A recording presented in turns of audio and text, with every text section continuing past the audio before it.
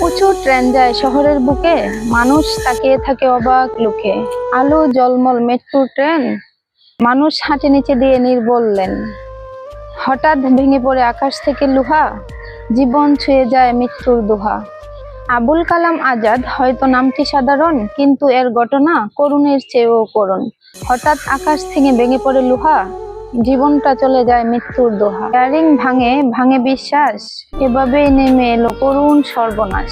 একটি পেট নয়, ভেঙে গেল পুরো একটি পরিবার। কে নেবে এর দায়ভার, কে নেবে সার? গত বছরও ভেঙে পড়েছিল এরকম একটি পেট, তবুও শিক্ষা হলো না, বয়েই চললো মৃত্যুর বেগ। কে নেবে এই দায়, কে দেবে এই উত্তর? মানব জীবন কি এতই সস্তার? স্বপ্নের দেশে আজ সুখের হাগ।